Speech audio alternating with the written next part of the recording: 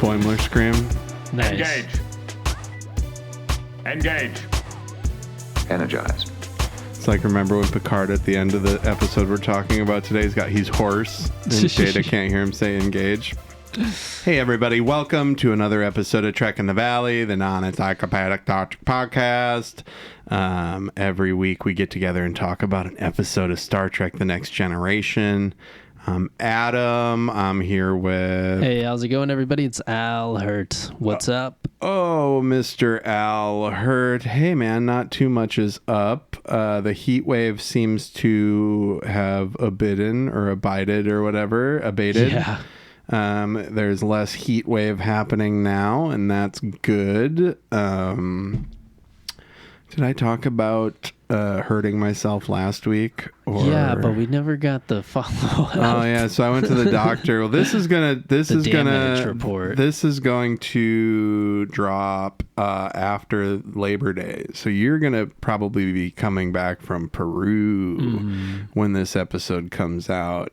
And so I fell on the disc golf course 10 days ago as of this recording, and I fucking broke my ribs. I broke some ribs just falling. Apparently after you turn 40, if you just fall, take a tumble. Yeah, that's basically what happened. I took a spill. I was walking on the disc golf course, and I'm usually pretty observant because I don't want to step on a rattlesnake or whatever. So I'm always like watching where I step. And I tripped on a tree root, and I fell chest first. Dang. I landed right on my left tit. And I turned my head to the side, and my earbud shot out of my ear and buried itself in the dirt. And I caught the rest of myself with my left hand, but yeah, it sucks. Went to the doctor yesterday, and I started to explain my symptoms. And after the first thing that I said, I could tell that she was just waiting for me to stop talking so that she could tell me that I had broken ribs. And that's pretty much it. And I'm just taking a lot of ibuprofen. I'm taking a lot of Tylenol, and that's pretty much it. Yeah, waiting it out. Yeah, she also... It's an awkward spot. Good news is also that it takes about 8 weeks for it to heal, so that's a very long time. It probably hurts about as much as it's going to. They said that the pain can get worse for up to 2 or 3 weeks after it happens. Jeez. And then you start feeling better. Yeah, because all this inflammation and swelling, and it's like pushing against my fucking lung. Whenever I breathe, it's the center of your body. It's not like an extremity, and you gotta strap there's fucking nothing you can do. Yeah, there's just nothing you can do. Belts. Everything I googled, it's just there's nothing you can do. Just wait it out. Don't fall again. Damn. And then it's there's a chest cast thing, but that's if everything's fucked up. That's if you have if all of your ribs are broken and you're I think that's to keep your everything from caving in. But I don't know. I'm not a doctor.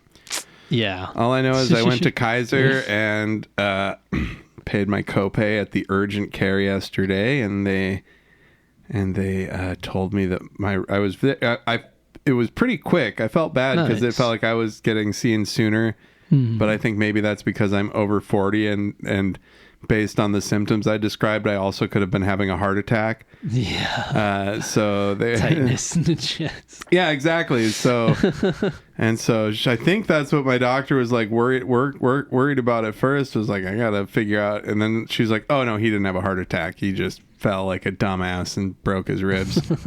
Look out for tree roots. Yeah, I don't. Yo, maybe you can I've just turn in your medical documents and bring it to the park. No, what's up with that? There's so many signs, dude. There's so many signs at the park that say "fuck you" if you fall down. They got that shit on lockdown, dude. They also have signs that say. They also have signs that basically say if you get hit by somebody throwing a disc, it's your fault. Because this is a disc golf course. Yeah. debris disk flying around. Absolutely. So that's what's going on with me. balls. I am in a lot of pain at all times. Only when I breathe, though. So that's good. Like, how often do you really have to take? Oh God, how often do you really have to take a huge breath? Like, really need to. So you got anything going on? You break anything lately? No, I haven't broken anything. I hadn't broken anything until this business. I don't know. I was impressed with your pain tolerance too before, but it was you're on a lot of ibuprofen. Well, too. that's what people like. So I told people, yeah, I found out yesterday my rib was broken, and they were like, oh, so wow, so you just went about your week and like played disc golf and went to work and shit, and you had broken ribs and you didn't know it. That's pretty tough. And I was like, it's not, no, because the whole time I was going, ow, my rib hurts. I'm scared of going to the doctor. Like, I should have gone fucking right away. Exactly. But I was nervous that they were going to say, hey, you can't play disc golf until your rib is better. But I got cleared because by the time this episode comes out, I'll already be back from northern Minnesota, where I'm going to hang out. My brother and I are going to play disc golf with my dad and hang out with my mom and such, and we're going to a buddy of mine that I used to be in a band with in high school is going to pick me up, and we're going to go hang out in the town where I was born for a night. And yeah, it's fun. Weed's legal in Minnesota now, but there's the only places where they have dispensaries so far are on the reservation. Mm-hmm. So me and my buddy might go to the reservation, and I might buy legal weed at the reservation, which would be like the first time ever in Minnesota. That's pretty cool. Yeah, I don't know what their deal is. They got to get that figured out. They should have real stores. But enough is enough. Let's just get into the first segment of the show. Yes. What does Al remember? What do you remember, Al? This was a good episode. It was Data Lore, right? Data Lore. And this is the one where Data, they're going to his home planet, quote unquote. Mm-hmm. And it's kind of trippy because they land on the planet or whatever, and I guess there was some thing there that killed a bunch of humans, all these colonists, and then we find out that like the knowledge and all this information from these 416 colonists went into Data's brain. And Yar's like, what about their experiences? Like, did you live their whole lives? And he goes, no, just I know what they thought. Basically, their diary entries. Yeah, it's nothing major. Like, I haven't their personal literally logs. lived, but it's just, it's like whatever information came from there, I know or whatever. So then they're freaking out because they go into some engineering room, right? In like a secret lab. Cave. Yeah. Mm-hmm. Secret cave lab. Cave lab. Because GEORDI finds it pretty easily. He like finds a door handle or a secret handle to open, and they go in and they find out that there's another Data. And it's kind of another robot, but his name is Lore. So then he tells everybody, didn't he say he's initially the first version? No, he says he's the second version. He says Data is the imperfect first version and Lore is the upgrade. Yep. But then what obviously is the reveal is that Lore was the initial robot and then Data was the upgrade. Also, what's Lore's deal? Is he cool? Lore's a big piece of shit. He's a big piece of shit? What's Lore's deal? Is he a cool guy? He's a big piece of shit. What did he try to do? I can't even remember. He just like feed the human race, more human souls to this entity. To the crystalline entity. And okay. It was like to no gain. I don't know like what his goal was other than that. And then we find out too in the lab, Riker looks at the wall and he's like, whoa, all these kids' drawings look exactly the same. Yeah, there's like a crystalline entity killing everybody. You see stick figures like screaming and stuff. It looks like the top of whoa. a cosmic Christmas tree star. Yeah. And they're like, interesting. They're all the same. I forget what the crystal thing ends up being. The crystalline entity, it's just a crystalline entity that needs energy, and it gets it from people. Huh. And Lore was just feeding people to it so that it would like take him around the galaxy. And it was kind of like a robots are superior kind of thing too. Well, also... And it was like, I know better because I could use contractions data. Fuck you. What I didn't... Yeah, that's and it was what... like, okay. But Data's like... I think the better part of the whole episode is like thinking about the entire thing of like, wow, is taking all the personality things, does that make Data better? Or is he just more subservient? And like Riker and Picard talk about it for 2 seconds, and Riker's like, oh, if only we can control our personalities like that. Yuck, yuck. Yeah, he goes, do you ever think, he goes, and Picard goes, do you ever think that Data is more human than all of us? Yeah, that too. Or do you think he's more human or less human than Data?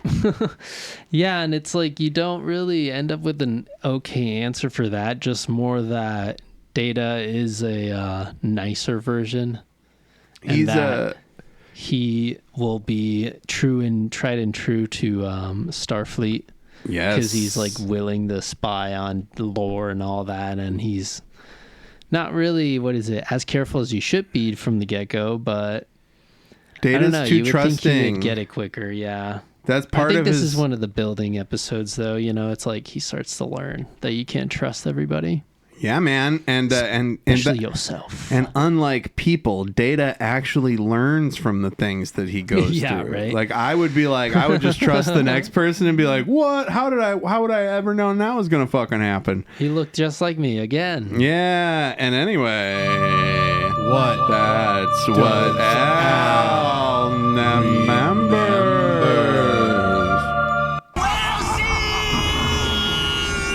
Which brings us to our episode for today. Yes. And so this is episode 133 of Trek in the Valley. Happy to say it. Hey. And the Star Trek The Next Generation episode we're discussing is Angel 1. It's episode 14 of season 1 of Star Trek TNG. It was written by Robert Lewin and Maurice Hurley. And Tracy Torme served as the head writer, or what was it, executive story editor. And then it was directed by it was directed by Robert Lewin and Maurice Hurley. Or director Michael Ray Rhodes. What the fuck, dude? Hold on. This episode, Angel 1, season 1, episode 14. Written by Robert Lewin and Maurice Hurley, and it was directed by Michael Ray Rhodes. And I got all of that wrong still. What the fuck? Yeah, that's Patrick Barry. Oh my God. What am I doing? Okay, so it was written by Patrick Barry and directed by Michael Ray Rhodes. And these are the only reason I'm saying those names is because by saying them enough, we're going to remember, these are the types of episodes we can expect from these people, I think. Thank God. I fucked it up today because I'm on so much ibuprofen and weed edibles. But anyways, the gang's all back. Exactly. Oh, and then I see it. There it is. Directed by Michael Ray Rhodes. I had it all in my notes. It was just in weird spots. Everybody shut up. This aired on January 25th, 1988. I was but 6 years old. A wee lad. And the Paramount Plus synopsis is, while the away team struggles to save male fugitives on a planet run by women, the Enterprise is ravaged by a highly infectious virus. Oh, geez. And it starts with them zipping around out there. Do you ever wonder if the star dates are like... Do you think that is actually the star date that is in the future from the last one? Do you think they paid attention to that? No. Are they star dates in chronological order? There's got to be some lore for all of that. Lore. Remember that guy? Yeah, right. Hey. So they arrive. So they're going to Angel 1, which is a planet sparsely populated by intelligent life forms, and it's about what's their technology level? It's all right. It's not that high. Well, he just said it. That's why I was asking. Oh, that's okay. It's mid 20th century. Okay, mid 20th century. So, no, the twist with this is that instead of a patriarchy, it's a matriarchy. Yeah, and we find that out. The women are tall. The women strong, are tall and strong, and the men are wee. little tiny. Now, little tiny guys. Tell me, though, Al, why are they at this planet?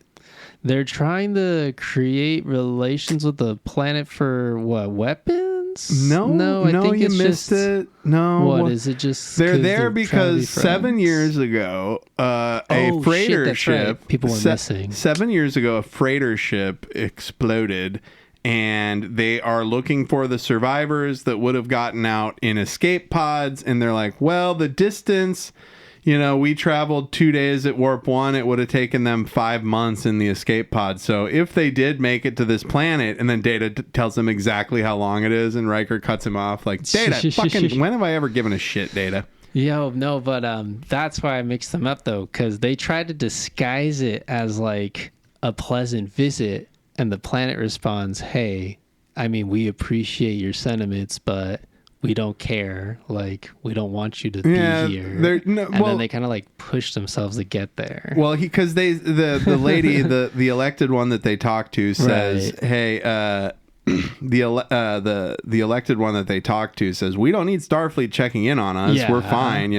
That's fine. We appreciate it, Picard's but like, we don't really care. Picard's like, well, we're actually looking for something. Look for these people, because and you were correct. They do confront him though on the planet. You were correct that they are trying to do some kind of diplomacy, but it's basically like Starfleet wants them to keep up good relations with this planet, so they're like, hey, don't fuck it up by looking for these survivors and being an asshole, right? And also, so it gets kind of tricky. So they're a matriarchal society. Worf says, Klingons like strong women. A Federation vessel last visited this planet 62 years ago. So then he's saying it's a female-dominated society. You might want to make first contact to Troy. To Troy. So Troy's, leading the charge along with whoever comes down to the planet eventually, right? Well, it's the elected one, I think, that they talk to. So they're she says, I don't know why they're fucking casting it like they're it's been so long. They wouldn't be here if it wasn't for those missing survivors, no, right? That's what I'm saying. It's like they always try to preface it as like, oh, we're just stopping by to just check in. But yeah, it's obviously the elected one from the get-go already understands you're kind of here to look for these people. Yeah, she's like, we're looking. Then Troy says, we are actually looking for survivors from one of our freighters. The elected one, silence. You can always tell. And then she says, a brief visit will be tolerated. They've broken off communications. And then, space, the final frontier. These are the voyages of the Starship Enterprise. And so we've got Riker walking around carrying a weird, what's going to be a gift, I think, for the ladies down on the planet. Yeah, it is the gift. And then he runs into Wesley and Wesley's friend, and they're dressed in weird costumes, which we find out are for winter. Like they go into a holodeck and there's snow, and they immediately start throwing snow at each other. And I was like, oh, that'd be so awesome, though. A holodeck with snow, and you could even do it like, I want snow, but I want it to not be cold, and the holodeck could do that for you, so it's just not cold, but you could still like snowboard and shit. Ooh, and so they're sending Riker with a gift, and Troy and Yar and Data, and they're going down to the surface of Angel 1 to meet with the elected one and see if they can find these survivors. And when they get into the elected one chamber, it's a bunch of tall women, and then there's and then here the female is the hunter, the soldier, larger and stronger than the male. An arrangement considered most sensible and natural. And behind the elected one, you see that the guys are all kind of short. Yeah. But her elected one, he looks like Danny Bonaducci. I kind of thought it's funny because no, it's not Danny Bonaducci, but he looks just like Danny Bonaducci. And so Troy's like, we're looking for these guys that may be marooned on the planet. All of these women have 1980s, early 90s power haircuts. Like you would not want to fucking run into any of these ladies in the boardroom. They would cut your fucking liver out with their words. And so the elected one is playing coy, right? And they treat Riker like shit because he's a man. That's fun, of course. And she says, "Hey, we discovered this freighter accidentally, and so we have to investigate where the survivors could have gone." And this is where we find out that they do have the survivors, because she says, "If you find the survivors, what are you going to do with them?" And she's like, say, we're going to leave. We're going to take them with us. And the elected one likes that for some reason. And so then they were like, Yar goes, what reason do we have to lie? Isn't it strange that tall brunette in the background was like, oh, we definitely can't believe these people. We shouldn't tell them that, because she's in on it. We find out later. It's pretty funny. No, and also these outfits that these ladies are wearing too. It's kind of like, I don't know, a karate. It looks, it's big, with the sleeves cut off. Then they got like power pad, the big shoulders. Action figure energy. Yeah, all of them have big. All of the They're ready costumes. For Street Fighter. Yes, they all have big action figure silhouettes. Like, what Ken and Ryu wear. Right? Yes. It's kind of like what they're wearing. It does kind of look like a karate gi a little bit. Yeah. And then I like how the dudes have pants that have like ropes tied around them, and that's like symbolic of the fact that they are the servient class on Angel 1. And so they're doing their investigating. They're sent to a green room. Mm-hmm. They're like, you guys go to this green room and chill out. And then Yar is waving around a laser pointer, it looks like. Trying to determine if there's any listening devices or devices of a threatening nature. And then they immediately get into the mission specs. Like, what the fuck? What was happening in there? Yeah. What does Troy tell him, Al? Riker's like, I definitely felt some paranoia. Like, what's going on? And Deanna Troi was like, they're nervous, but they're just kind of more. They're trying to be more like, what is it called? They're trying to be coy about it, but they definitely do want to catch these fucking survivors. There's definitely survivors on, what is this planet called? Odin? Angel 1. Angel 1. And so the Odin was the freighters. So Troy, basically Troy says, they're hiding something. I'm certain that they have survivors from the freighter here. But the big question is, why wouldn't they be forthcoming about that? Yeah, she just doesn't exactly know that part. They're definitely hiding something. They're definitely suspicious, but... Oh, shit! Riker... And, we cut to the Enterprise. Picard and Worf are in the turbo lift. Picard gets out of the turbo lift, and he gets hit by a snowball from the holodeck after they finish their ski lesson. And that's a little weird. Wesley Crusher says, it just happened. And Picard says... Nothing just happens on the... He's like, nothing just happens on the... And then this random part, too, with the smell. They smell something that smells like a Klingon flower. Mm-hmm. And Worf says, I find it most interesting. And Picard goes, no! Yeah, it smells nasty, I guess. And... what is it? Picard's like, make sure that doesn't happen again, Mr. Crusher. Speaking of smells, this is great editing. It cuts from them talking about a smell to Data testing perfume. And they're talking about how culture is considered perfume to be an aphrodisiac, etc.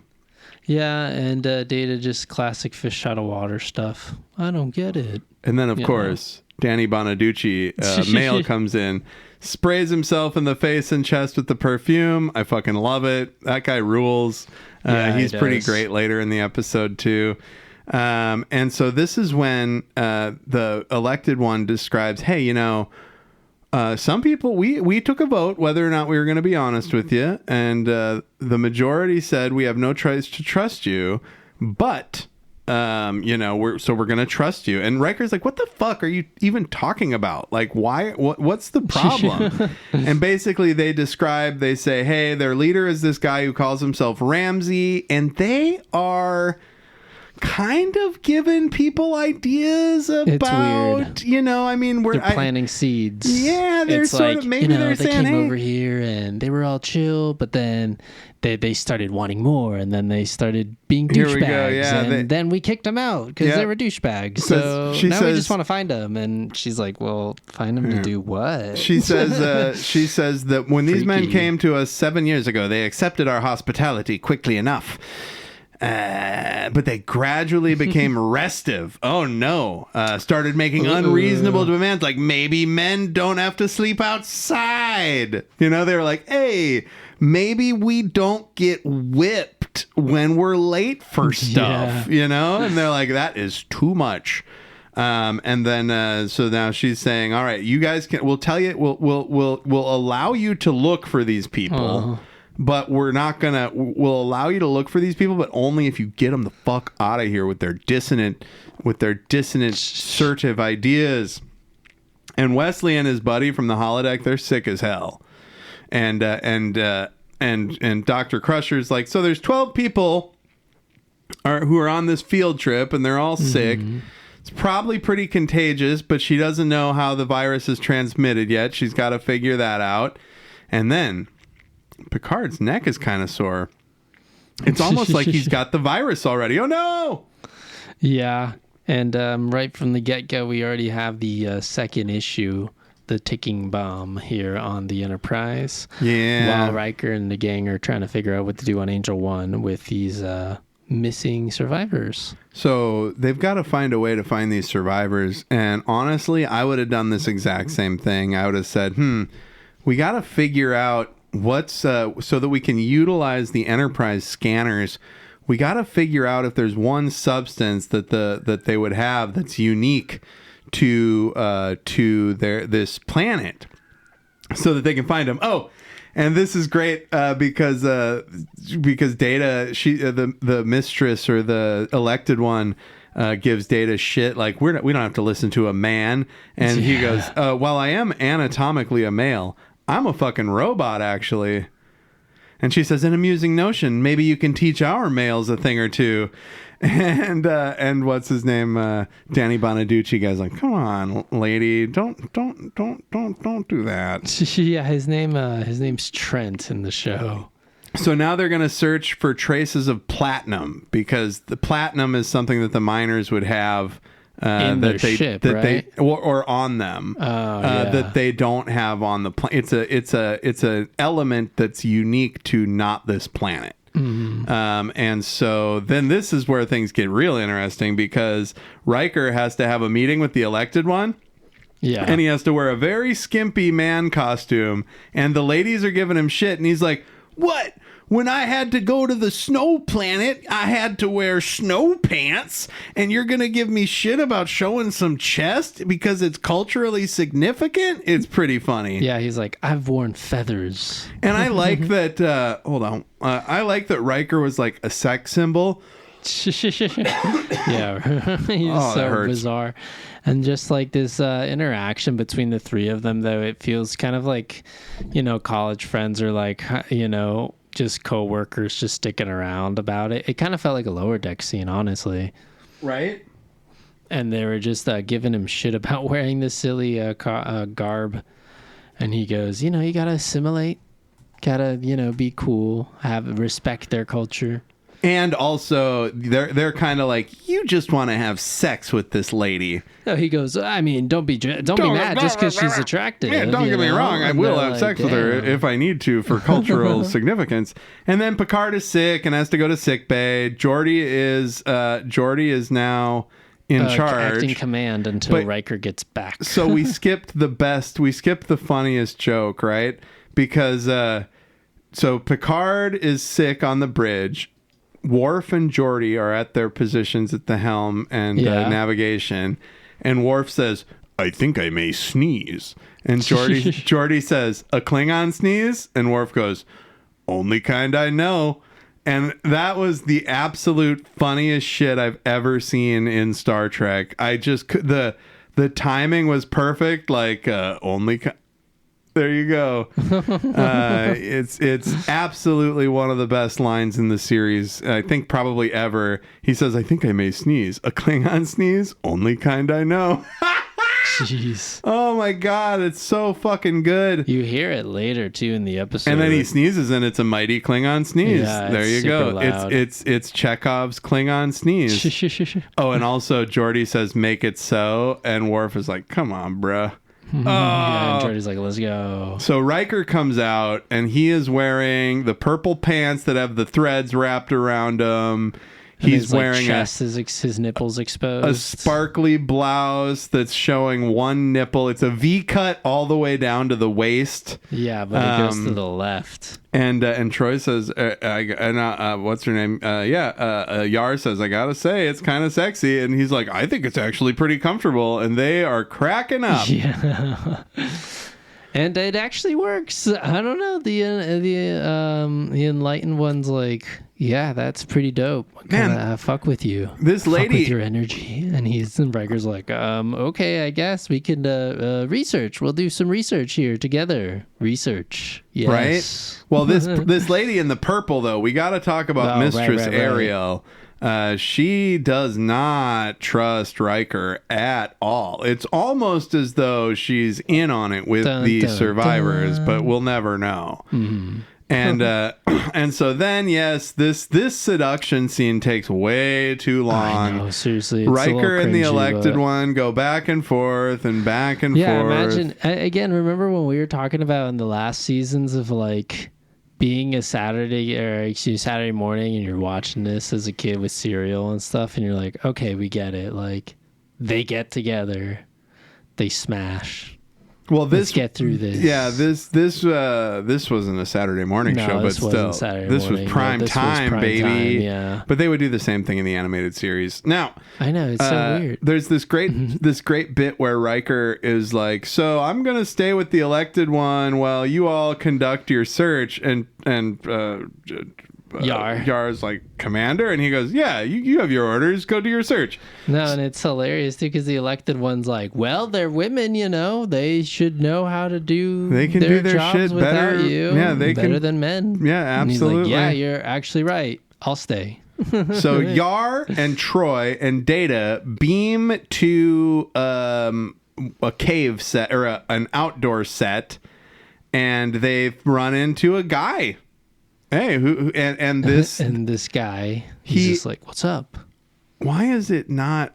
He looks like MacGyver too. He does look exactly like fucking MacGyver, dog. Did I say that to you, or did you just think of it as on your own? I just thought about it. Oh my God, I said that to Brittany, my wife. I said, "Holy shit, dude, looks exactly like." This is a haircut. Oh, too. and there's Worf's sneeze. He's got the shit. Yeah, and we get a catch up on the virus. GEORDI says there's 82 more people that have the infection. It's gotten to the point where Dr. Crusher had to create a isolation ward in the freaking holodeck. So she's got a bunch of bodies there just trying to take care of them. They should do that. There's a growing threat of the Romulan zone. That's crazy. What is it? Yeah, it is really cool that he mentioned that. Oh yeah, the neutral zone. In the neutral zone, yeah. Oh my God! So now there's a third thing. So now this is what's going on. We got virus on the Enterprise, 80-something people bedridden, right? We got they're trying to find these survivors on the surface. We've got Riker getting worked over by the elected one. And now there might be Romulans approaching from the neutral zone. What an inconvenient time for the Romulans, right? And then he Klingon, and I love how the captioning says Klingon sneeze. Yeah, I fucking love it. And GEORDI's like, "Worf, get down to what is it? Get down to medical, dude." My notes just say Worf has COVID. Something I was going to say about the holodeck. They could totally like just make holographic nurses and stuff. Yeah, they could just program in a hospital. They should do that more often. No, and there's actually a really good scene too that happens after this. It reminds me of like, just coworkers in the workspace. So GEORDI's taken over as acting commander, right? Yeah, he already had, right? And so then as he's sending Worf down to medical, he overhears something on the intercom where somebody's like, hey, Geordi, we got a problem here in engineering. Something's wrong with one of these engines. And Geordi's like, okay, hold on. And Worf's like, wait, Geordi, like, we're on the ship. Like, you're acting... He doesn't say you're acting command, but he goes, there's other people that could take care of that. That's right. Like, he's like, you're the responsible captain. for this. He's like, you're the captain now. Like, use your resources, use your team. And he's like, oh, yeah, you're right. And then he goes, Lieutenant Wong will go check it out, and she'll be more than happy to troubleshoot your issues, sir. And he just turns to Worf, and he's like, hey, Worf, thanks, man. And I was like, oh, that's a nice little moment, And that just really reminded me of, like, well, my coworkers tell me to do that too. It's like, you don't need to do everything. Let somebody else do it. And you're like, yeah, that's true. So the away team runs into this guy, Ramsey, and he's the head of the survivors. And he's like, how'd you find me? And they were like, we scanned for platinum, and he's got platinum in his wings, which is like his pendant that he wears around his neck. He's like, oh yeah, I just kept it for, he says, sake. Now here's the trick. These guys are not excited about being rescued. Yeah, now, Al, lay it on me. Why are they not excited about being rescued? They've pretty much planted their roots. It seems he's like, we got wife, we got kids, we love this place. He goes, you can't rescue a man from a place that he calls his home. And it's funny because Deanna Troy's like, I sense no excitement. No, that went a little English there. Yeah. But it was like, I sense no excitement, no nothing. Like, what's going on? Yeah, man. And the thing about these and assholes... It's just awkward, and it's like, yeah. Here's the thing about these guys, right? It's been 7 years, though, right? Uh-huh. The thing about these guys is it's been 7 years, but also they are interlopers, right? Like they should be... I mean, they shouldn't be kicked out, I guess, but they don't just get to tell this society how to function, because they're from a different place. Like, yeah. Like, it's like, I don't really feel for these guys. They kind of feel like they're in there, and they're like, well, now that we're here, we want it to be like it was where we were. And it's like, the guys here seem to not give a shit. Like, the men of this planet aren't looking to these people like they've got some good ideas about how men should be on top or whatever. Yeah, that was the other thing too. He was like, we tried hanging out with them, but we just saw how men got treated and how they didn't have opinions and this and that. They don't need opinions. They're happy. Like, happy people don't need opinions. People who are taken care of, they're fine. Like, that's like the whole thing is like, just take care of everybody. Nobody pisses and moans. You're fine. Like, men don't want to do they don't have to do all the work. And they also have taken wives, and so now their wives are like hiding. Kids, right? I don't know. Have they had? Yeah, they have had children. God some of them have had damn, children. Dude. And how does that even work? They're like, you how meet are they? Someone 2 years, you have a kid. No, that's not what.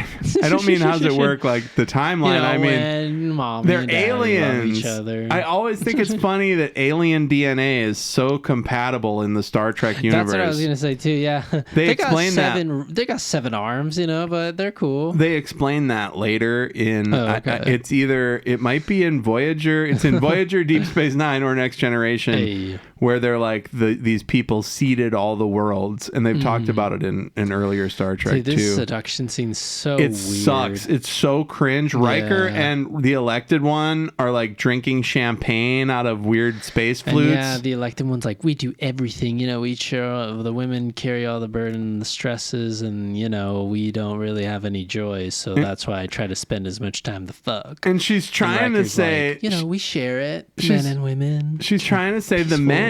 She's trying to say the men, they're the ones that benefit most. They don't have to do shit. While we women have all the obligation of making life work. And Riker's like, we share responsibility and the pleasures equally, and which is why I'm able to be here with you.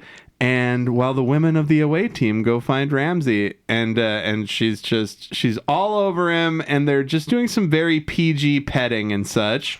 Yeah, and they're making out, and Trent just walks in. Trent just walks in while they're making out, and he's got the gift that Riker brought for the elected one. And it looks like a upside down Jello mold, and then he opens it, and what compliments of the USS Enterprise. It's just like a nightlight. It's a fucking rock that lights up. It is some Brookstone meditation crystal. It is some Brookstone fucking bullshit, dude. Like, you see that shit at the mall. Yeah. She's like, oh my God, very impressive. It's like, it's got a C battery in it, lady. What the fuck is wrong with you? How is that impressive? And then they have the most awkward smooches. Get back to just the cringiest, most awkward snogging. And I don't think they have sex. I think he never takes his clothes off, if I'm recalling properly. So Ramsey tells the story. Ramsey tells the story about how, so we were in an escape pod no bigger than this cave and for 5 months, and I hope none of you ever have to find out what that's like. And then when he saw, and he goes, when we got here, we thought we were in heaven. I mean, you've seen the women, tall as fuck, in charge. But then the men, they got no votes. There's no opinions. I just don't like it how, like, because that's the goal. Yeah. Like, you don't get fucking society, bro. Like, the goal is everybody's taken care of and nobody's complaining about shit. Like, if you get to that and it seems weird to you because you're from a different planet, you should be like, what did they figure out? You know? Or maybe but you instead should like hang tough and try to like deal with it for a little bit. Yeah, maybe. And they just, you know, that they were there for like a month and they were like, God damn it, this. we should be able to own property. You know? Yeah, right. Own a car. And he's like, and then Ramsey's like, despite the problems, we happen to like it here. And he's like, Mistress Beata be damned. Her wish is not my command, and neither is yours. So it's just like they're libertarians that like are just on? taking over a planet. I don't like it. They're squatting.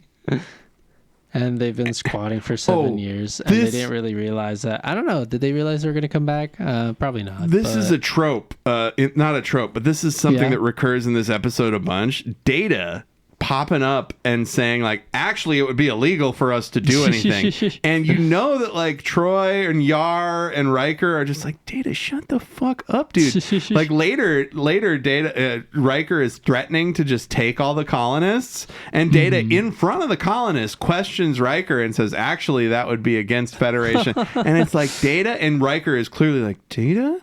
I understand, but I'd rather do that than risk these people dying, because we find out that they're going to execute them.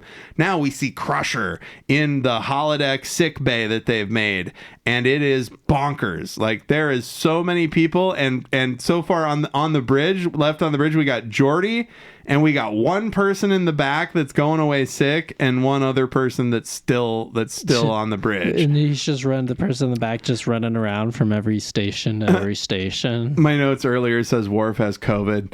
And so basically Crusher's saying, look, everybody is fucking sick. The virus mutates every 25 minutes. We don't know anything about what we're gonna do. We don't have a Dr. Fauci here, and so they're still in communication with the Enterprise and the away team. It's like I said, like all of these things are happening completely independent of one another, right? And now we've got the extra double D ticking clock. We don't just have the ticking clock of the virus that's going to kill everybody. We have the ticking clock of the Romulans coming from the neutral zone, right? That's right. And it's just they've got more people sick, though. I guess. What? Look who that is! This is 300 people, 300 or more people. Oh, there's way more people on the Enterprise. There's like 1,000 people on the Enterprise. I thought you said it was like 400. That's the old Enterprise. That's the old Enterprise, though. Yeah. This one's got kids and families and shit, so there's more. And then we see that the brunette Ariel, played by Patricia McPherson, is Ramsey's wife. What? She was in on it the whole time. Yeah, makes sense. She was like, leave us alone. Just go away. Okay. Oh my God. They have not had sex yet. They're still just snuggling in bed. I wonder if Riker doesn't actually want to have sex with her. Yeah, maybe he's just, delaying. And here we go. So they found the people, but there's nothing they can do. They can't take them. And she's like, but you promised you were going to take them. Just like a man. Actually, our men don't even lie because they're just perfectly happy and, we don't have to worry about it. But you, since you refuse to take them with you, they will face the worst punishment possible, but to sentence them all to death. These planets always sentence people to death. Because it's just easier, Adam. It's absolute, I guess. Oh my God! Remember that's so crazy. The punishment zone changing every day. Remember every the punishment zone God, every that'd be few so hours. Stupid hours. And the only people that knew were them who jog around waiting for somebody to fuck up the punishment. So Picard's in bed, and they got his shirt off because he's got a nice chest. Yeah. They're definitely like showing off his gray chest hair.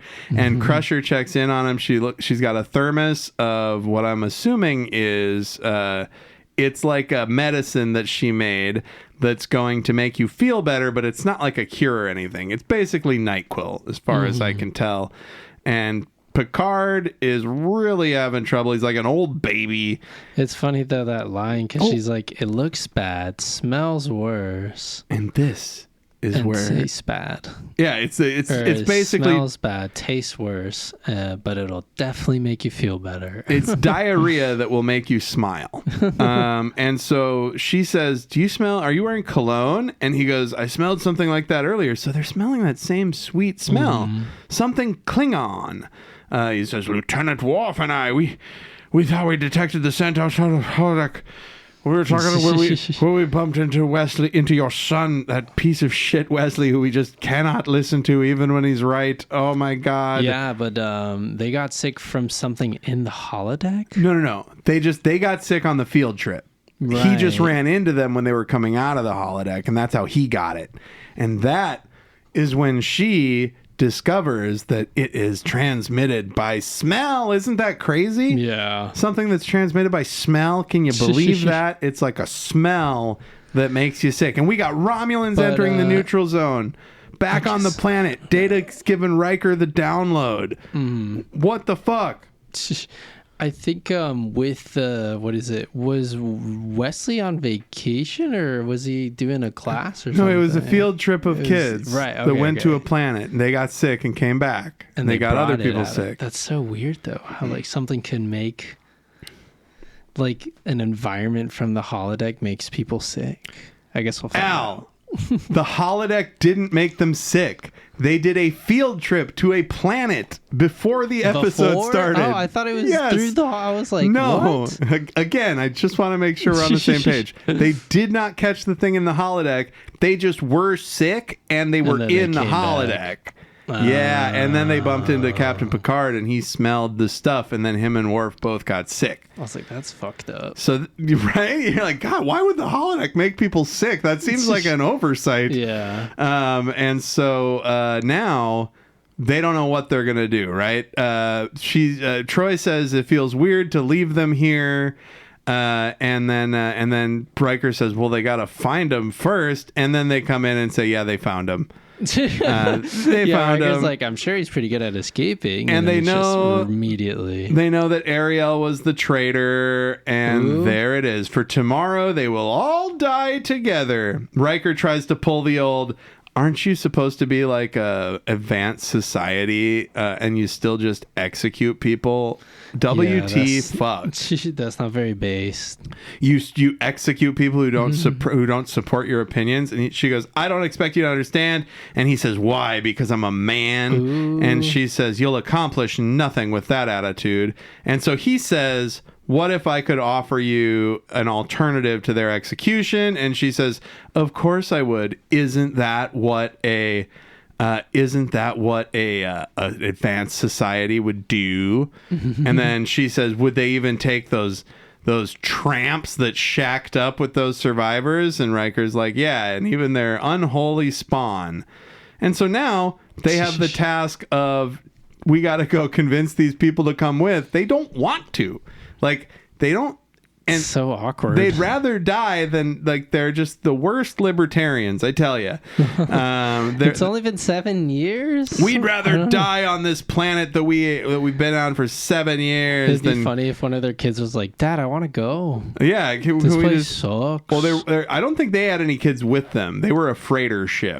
These are kids that they had. No, that's what I'm saying though. Like, if the kids just grew up. Yeah, the kids that are dudes, like the young boy kids, are like, hey, let's just go to Earth. We can live in San Francisco, join the Federation. I read about all this in your books, Dad. Like, that sounds way better than here. This is when Riker's like, fine, we don't care if you want to stay here. We're going to beam you up anyway. And Data's like, that would actually be illegal. And Riker says, yeah, I know, but I'd rather them not get executed, right? And so they're going to just beam him up. This was going to be the end of the story. Like, fuck what you want. Fuck what these people want. We're beaming you up to the Enterprise. You're going to be prisoners, essentially. And we're going to figure it the fuck out. But they can't because the virus is making everybody sick. Crusher says, Lieutenant LaForge is on the bridge, writhing in agony, very sick. He's in the captain's chair. And Riker says, okay, well, notify engineering that we have 15 or 18 to beam up. And she's like, no way, man. They're just going to die up here or die down there, right? So they got to stay there. And Crusher clearly states, she just grabs her hair and she's like, fuck, if I can't fix this, no one else can beam up. So everybody dies. I gotta fix this before anything happens on the Enterprise, right? Know? And since Data is not susceptible to virus, he heads up to the Enterprise to help out. We got this little wanker who is named Trent.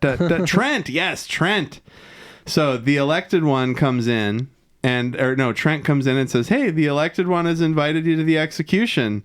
Wow, let's cool. Go. Oh my god. And before Data goes up, Riker says, "Get to the neutral zone as fast as possible," or something. He says, after relieving Lieutenant LaForge, he says, "Get to the neutral zone as fast as before." Basically, beat the Romulans to the neutral zone. And Data hasn't left yet. And Riker's like, "Why haven't you left?" And he's like, "Because I calculated the length of time to the border outpost, and I've actually got more time for Crusher to try and figure out a vaccine. And we can wait until it can safely withstand a Romulan attack and get there at more speed. Dr. Crusher now has 48 minutes, 47 minutes to get shit done." And Riker goes, "Thank you for following my orders so exactly." Yeah. And it's like, thanks for the moral support, dude. That fucked up timer. But hey, I mean, that is a good amount of time. 47 minutes. Come on, let's wrap up this mission here.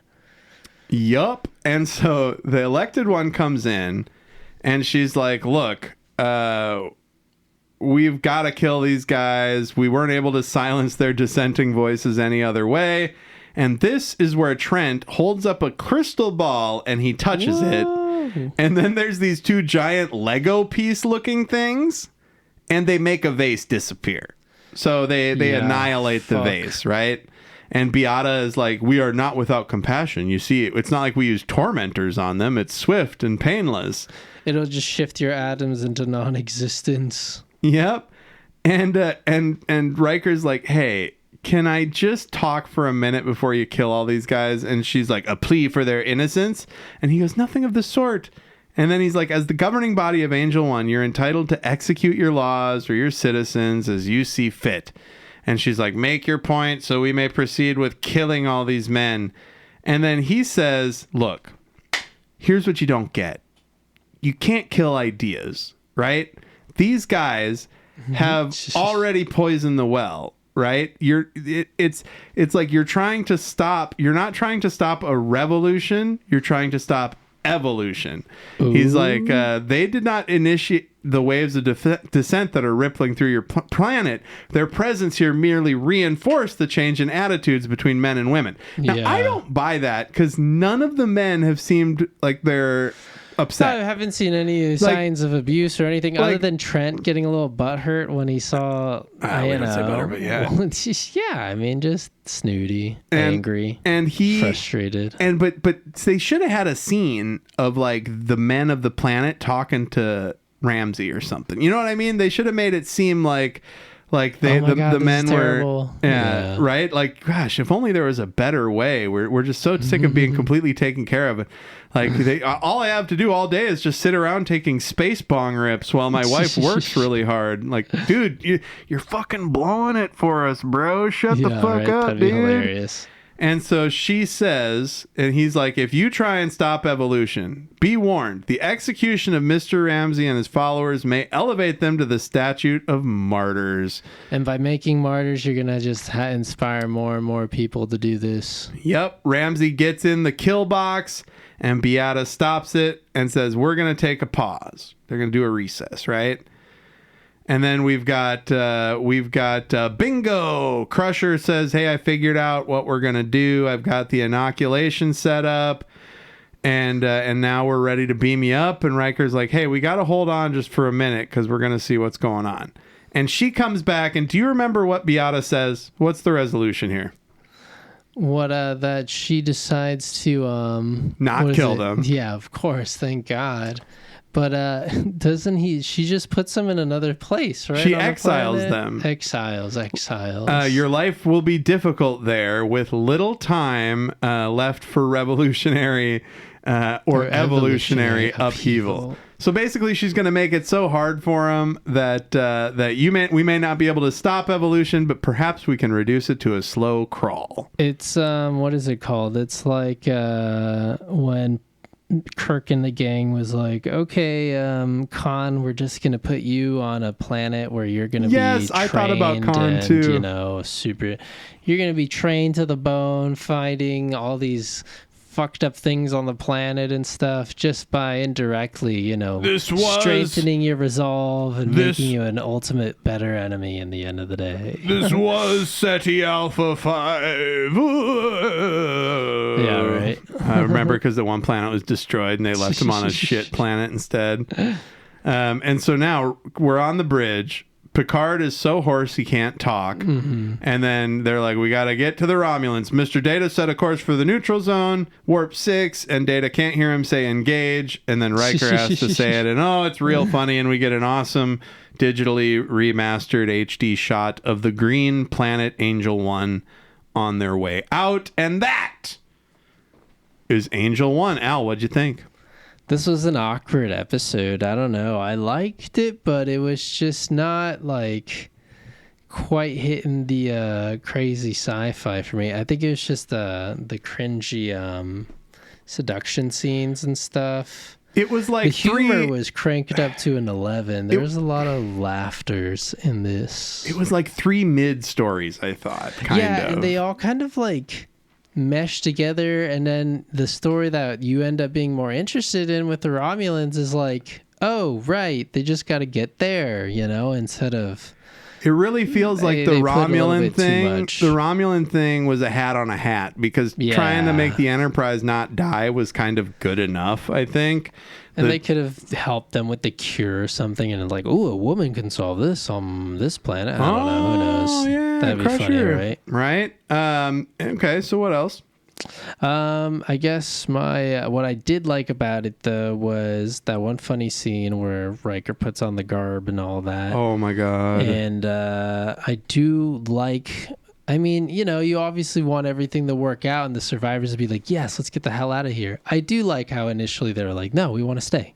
Like, fuck you guys. Yeah, they wish they want to stay at the end too. Exactly. Their whole deal.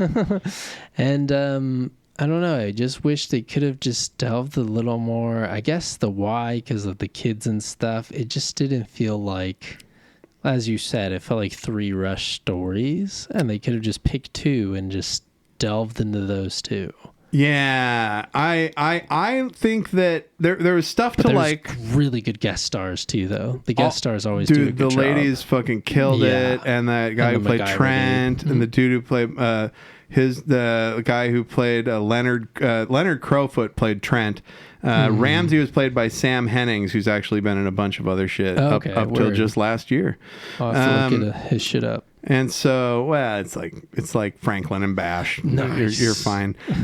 So I thought that the Klingon sneeze joke was hilarious. It's the only kind I know. The elected touches Riker's chest hair. I find that to be foul. My wife was like, actually, Riker is hot. Like, you're just saying that because you're clearly not bisexual. And I was like, I don't know. I think Riker's kind of cringe. I feel like I could do better than Riker. So the elected is impressed by a glowing rock. I thought that was fucking hilarious. Basically, these guys seem like they're men's rights activists, and so it kind of I guess triggered me a little bit in that regard. No, and I get what you're saying about how it's like they didn't really get into the nitty gritty of it. Of just like they were bad. Wanted. They were and just they were dissidents. But they were bad, and it's like, okay, it's a he said she said thing, and we never see the men of Angel One feeling like they're put upon. Like it doesn't make any sense. There didn't seem like a rebellion brewing, Whereas the episode that we saw with Kirk and the gang, with the what is it called, the telepathic or the telekinetic Greek people. Yes. And the short guy with the knife. For Adonis. Oh no, not who mourns for Adonis, but remember they were on that isolated planet and they were all wearing Greek garbs and stuff. Yes, the little person with the knife. Yeah. Yes. And how they both use their mind power to fight against each other. And he's like, I have twice my brain power. It was they so get silly. their brain power doubled. So stupid. But anyways, that was a good episode. But no, it just reminded me of that of like, you know, people just constantly in conflict. But in that episode, you know, you at least see that the little person just like scream his faults. Like he has a whole monologue talking about how shitty his life is, you know? Yeah, he's a fully realized put upon like affected he's part class. of the plot, you know? He effectively is the end. Yes. And so whereas this one's like we have multiple things happening and then then people get sick and then it's the Romulan thing. My last three notes are the men of this society seem unbothered. Data second guesses Riker in front of Data second guesses bunch of people in front of a bunch of like colonists, and I think that's fucking hilarious. And also there's Romulans. And so it just really felt like it was unfocused. And how many times have we seen there's a disease on the Enterprise? A lot. Have we in this? I don't know if we've seen it in this. Oh, like no, in Next Gen? No, we have with what is it? Everybody gets goofy, and then Wesley ends up taking over. Yeah, Wesley ends up taking over the Naked Now. Enterprise. That wasn't a smell based thing, but no, but it was an infection, right? Quote unquote. Let's get into the science of the smell based stuff instead of the Romulans. Let's get into the science of how a smell makes you sick. So what did you? How many? Well, the garbs. Oh no, the glowing rocks. Yeah, the glowing How rocks, many of crystals. the Brookstone glowing rocks would you give this episode, Al? I don't know, man. I really did not like this one. It's a very almost nothing of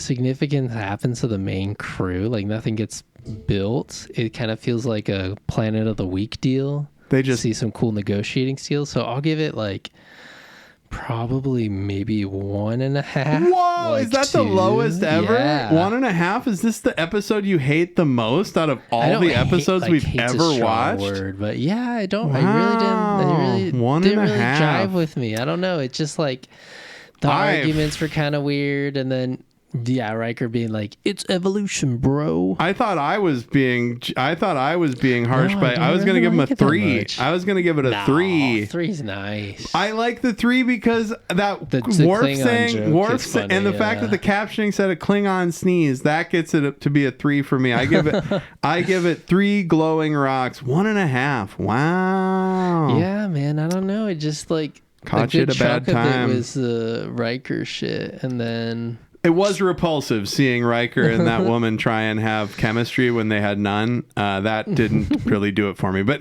well, that's our discussion of Angel 1, the lowest score Al's ever given an episode. This is going down in history.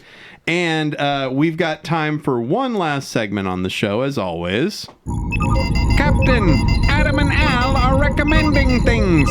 I repeat, Adam and Al are recommending things. I'm going to go first. I'm going to recommend the new season of Twisted Metal. It absolutely rips. I don't know that I don't think I've recommended it yet in this season, but I'm pretty sure I recommended the first season a couple years ago on the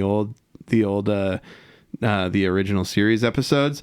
So Twisted Metal, it's funny because you're like, how would they make a TV show out of the game Twisted Metal that's just cars running around killing each other? It's pretty cool. They just build a big post-apocalyptic world with dumb post-apocalyptic rules, and Anthony Mackie is a fast-talking delivery guy, and Rosa from Brooklyn Nine-Nine is in it, and she's great. and all of the supporting cast is awesome. Samoa Joe from AEW plays the clown, but the guy who does Lego Batman's voice does the voice of the clown. Oh, that's Will Arnett. Yeah, Will Arnett. So check out Twisted Metal. I guess it's on Peacock, but get it pirated if you can. Fuck corporate everything. What about you, Al? What do you got? Okay, there's a drum and bass group called Pendulum. Ooh. And they came out with a new album called Inertia. It came out last I get Friday. It. They're called Pendulum, and the Yeah. album is called Inertia. I get it. No, they're very they've been making music for a really long time. Their first album was in 2007, Hold Your Color. And this is like around the time when I started listening to like electronic music, 2008 and stuff. Then they came out with an album, Immersion, in 2010. That was really good. And like the group had split up, and then like a couple of them ended up making a group called Knife Party, and then they got really popular. I've heard of and Knife like Party. time went on, right? But it's been 15 years, and this album is fucking nuts. It's just like very loud, very high energy drum and bass. I call it like arena EDM, where it's like it's meant for big fucking crowds and just to get the people nuts. And these collabs are crazy, because they collab with AWOL Nation. There's another one with Bullet for My Valentine, and it kind of fucking works. I'll have to show you after the pod. And then, do you remember the rappers I recommended? The Joey Valence and Bray? Yeah. They're on the album too. Oh, wow. Yeah, so it's like, it's cool to see like your personal Worlds favorites. collide. Yeah, you hear your favorites, go through their Spotify and be like, oh, these rappers are great. We got to sign them. Or like, hey, we got to do something with them. Or I'm sure, they send out a bunch of fucking vocal stems to EDM people, and those people just chop the shit out of it, right? It's like a community-based thing. Yeah. You always hear about like, once you get big enough, you end up being in the pop and email chains, the ones that are like encrypted and shit, and everybody gets all the special stuff before everybody else. But anyways, so yeah, there's a lot of good collabs on this album, and it's very good. It's 54 minutes, but it's called Inertia By Pendulum. Yep. So check it out. Check out Twisted Metal, and we will be back next week to discuss 11001001. That episode title is 11001001. Come back and listen to us next week, gang. Thanks. Peace. 133. Trek in the Valley is brought to you by Adam Ordal-Quinnell and Al Hirt. The theme was produced by Al. The episodes are engineered by Adam. You can email the podcast at trekinthevalley@gmail.com, or you can search for us on Bluesky and Facebook as Trek in the Valley and follow us over there. Please be sure to like, subscribe, rate, review, whatever you do on your podcast apps. It really helps us out. And never forget, always explore strange new fucking worlds.